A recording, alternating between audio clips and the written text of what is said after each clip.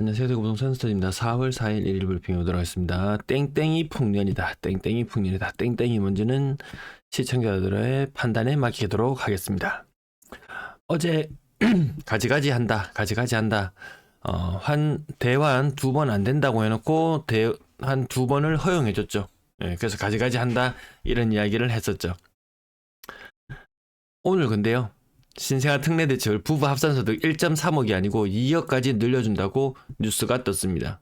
참 땡땡도 풍년이다. 이렇게 말씀드린데요. 1.3억 이하였지만 2억까지로 해주기로 했다. 신청을 얼마나 안 하길래 이 난리 작동을 지기는 걸까요? 자, 오늘 결과가 나왔는데요. 이 유효가 아니고 신청일 기준이 같았습니다.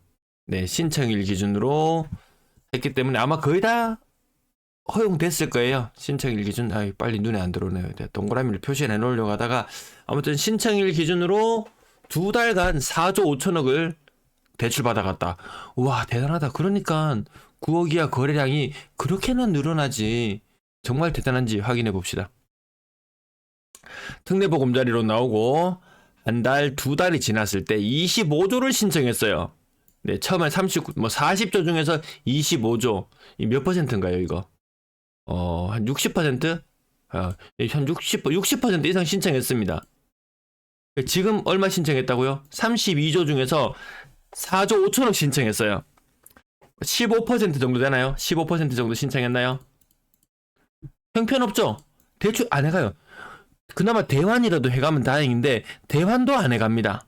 신규 주택 구입에도 이 정도면 한 달에 대구에 100건 정도 거래량 늘어나는데 그 정도 영향밖에 안 되거든요. 전세 대출을 오지게 받고 있습니다.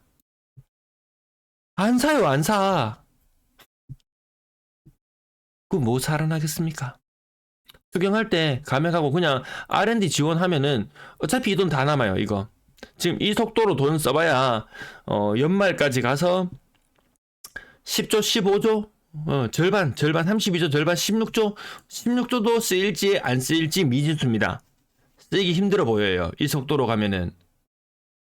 R&D 뭐 4조 감액했나요? 뭐 그 정도?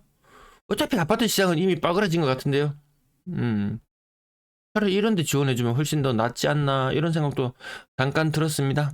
네, 쿠팡알리 아래 링크를 통해서 이용해 주시면 감사하겠습니다. 정말 감사하겠습니다.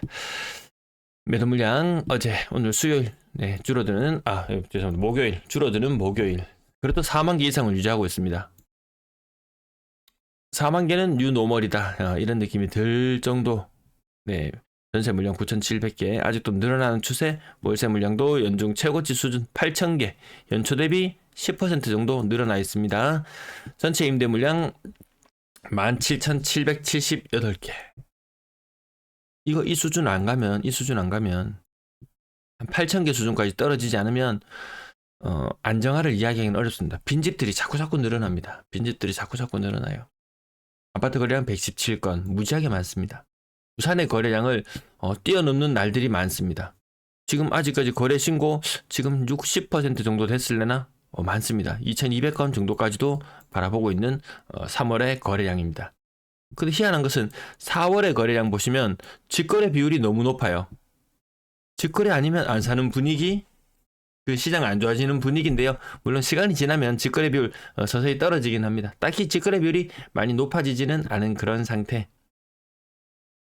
그 이전 남은 날들과 비교해 보면은 3월의 거래량은 확연히 좋은 게 맞는 것 같아요. 근데 4월의 거래량은 아직까지는 장담할 수 없습니다. 아직까지 거래 속도가 그렇게 빠르다 이런 느낌은 들지 않거든요.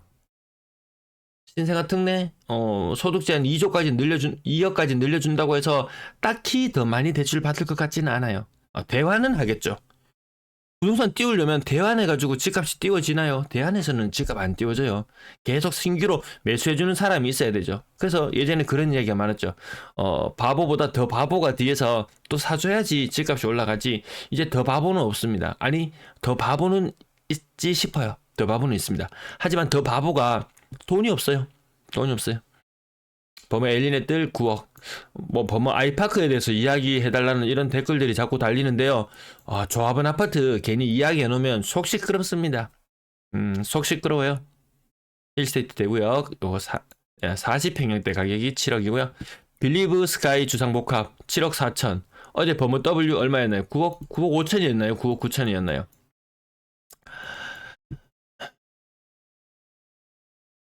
뭐 그놈이 그놈이다. 주상복합 요즘 보면 다 그놈이 그놈이지 뭐. 입지만 조금 차이 있다. 뭐 그 정도의 느낌 아니겠습니까? 힐스테이트 황금도. 그래서 주복의 시대가 언제까지 갈 것인가? 이 희소성으로 먹고 사는 게 이 주복 고층, 뭐 조망 뭐 이런 이야기들 하는데 이 가려진 주상복합은 사방이 이렇게 막혀 있는 오피스 주상복합 숲은 오피스텔과 딱히 뭐 다를 바가 있나요? 풀로 지을 만큼 용적률 다 땡겨서 지었다. 그 미래가 없는 게 오피스텔의 모습이죠. 오피스텔이 취약한 이유 중에 하나가 뭐 취등록세가 뭐 4%? 네. 요게 좀 비싸서 흠이라고는 하지만 사실 오피스텔이 더 인기를 끌지 못하는 이유 중에 하나는 이 용적률을 풀로 땡겨 쓴 그 한계를 체감하기 때문에 이 오피스텔 값이 없는 거죠. 주상복합도 너무 많이 지어지면 나중에 또 그런 비슷한 운명에 처하는 것들도 나오지 않을까 싶습니다. 근데 다만 지금은 이제 재건축이나 이런 것들과 너무나 멀어져 버렸어요. 뭐 10층, 뭐 12층, 15층, 20층 힘들거든요. 5층짜리나 근근히 하는 정도지. 힐스테이트 황금동 7억 4천. 레미안 수성 대형 평형 1편의 사용 범어 6억 3천. 6억 중후반까지 나오는 것도 있고 6억 초반 나오는 것도 있고 월배 3정 6억 2천 대단해요. 우리의 고점은 이 7.7억 이 가장 높은 탑층 그 물건이 아니고 분양권 상태의 가격. 그래도 하락률로 치면 계산 안 할래요. 네, 월배 3정 6억 천.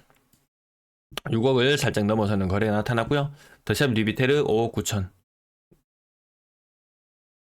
두 개 가격 비교해 보시면 여기가 더 우세네요. 뭐 시내 한 복판, 여기는 외곽, 여기는 중심.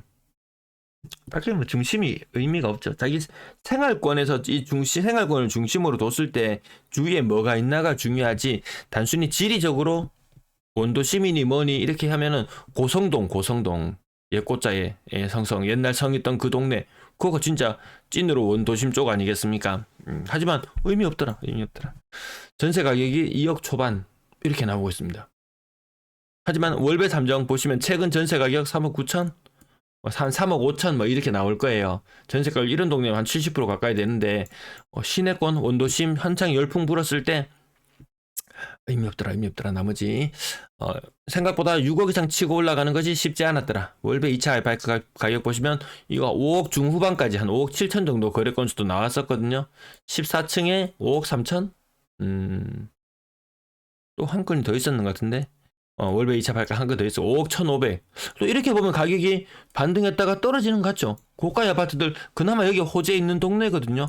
호재 있는 동네도 그나마 버티면 다행이다. 버티면 다행인 것이 지금 시장의 모습이 아닌가 싶습니다. 나머지 가격들 조금 많이 건너뛸 경우 100건 이상 거래되면은 3억 이상 아파트 거래 다 다뤄드리려면 시간이 너무 많이 걸려요. 만촌 우방타운 34평 1층인 걸 감안해 보더라도 53%의 하락이면 제법 크게 느껴지기도 합니다. 33%, 29%, 36%.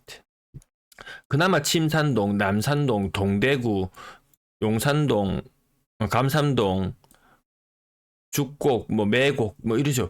이름 있는 아파트 뭐 단지 세대수가 1000세대, 2000세대 이런 것이라고 해도 거래가 많지는 않습니다. 좀 이름 있는 동네들 그런 데가 거래가 그나마 좀 나오는 편이죠.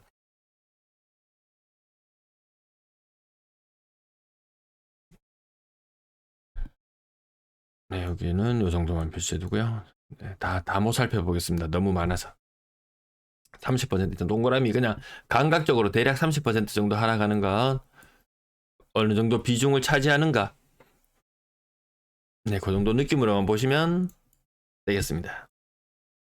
아무튼 뭐 신생아 특례 대출 제 예상보다 더 안 나가네요. 신생아 특례 대출이 오늘 4조 2달 동안 4조 5천억. 이건 좀 진짜 선 넘었죠.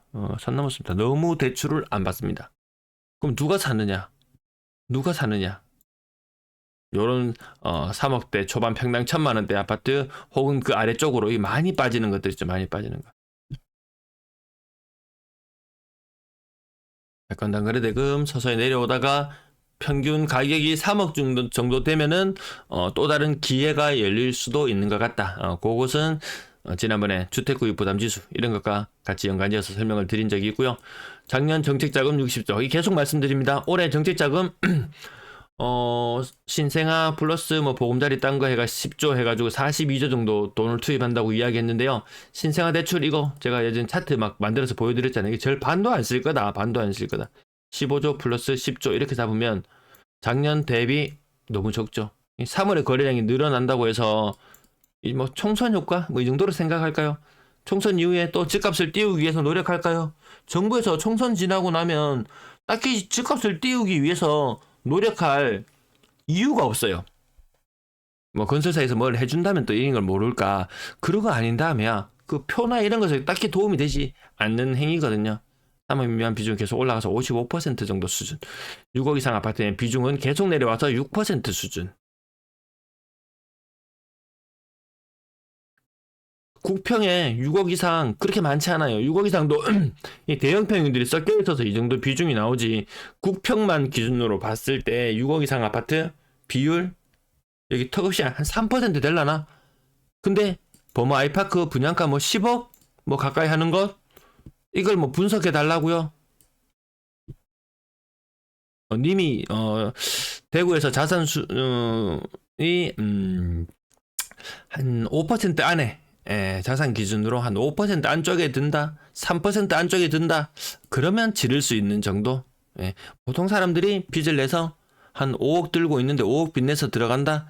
그러면 일단 5억 빚낸다면 DSR을 걸려서 소득에서 걸리는 사람이 대구에서는 엄청 많을 거예요. 소득에서 걸린 부분이 많을 거고 뭐 그런 정도 느낌입니다. 딱히 그래서 조합원 아파트 이야기하고 싶지 않다. 한 450세대 정도 되나요? 조합원 한 300명 되나요? 얼마 되지도 않죠. 얼마 되지도 않습니다. 이 사람들 무섭습니다. 자, 분양권 직거래 비율 4월달 이상하죠. 4월달 거래량이 딱히 많은 느낌도 아닌데 직거래 비율이 좀 높다. 3월의 거래량 이거 모르겠다. 정말 모르겠습니다. 2월 전세 거래 많지 않았고요. 3월도 딱히 전세 거래가 많을 것으로 예측되지는 않습니다. 지금 요 정도 분위기로 가면 뭐 1,500건대 거래량 정도 나오면 딱히 예년의 뭐 평균 정도 수준? 평균 수준을 조금 하회하나요? 평균 정도 수준의 거래량은 나올 것 같은데 딱히 많지 않다. 올해도 입주는 많고 내년도 입주는 많다.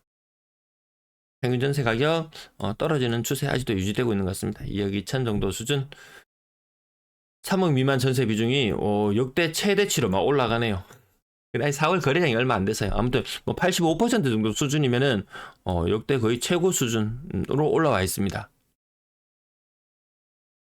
요거 제가 계속 말씀 많이 드렸죠. 한창 전세 가격이 반짝 반등하던 무렵에 언론에서는 띄우고 신경 쓰지 마시라. 요거 2년 전에 그때 4억 이상 전세 거래가 너무 많았기 때문에 뭐 갱신을 했건 뭐가 됐건 4억 이상 거래 많을 수밖에 없다. 비중이 일시적으로 올라가는 현상 당연히 나올 수밖에 없다. 하지만 이것이 떨어지면 또다시 떨어지는 현상이 나올 것이다. 나왔잖아요.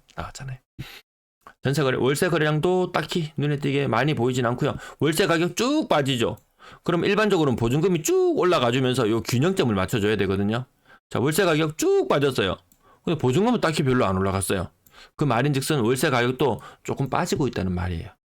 월세 가격 조금 빠지고 있어요. 전세 가격도 조금 빠지고 있는 건 느껴지실 거예요. 전체 임대 거래량 그렇게 많지 않다라는 부분까지 말씀드리면서 시장 감사합니다.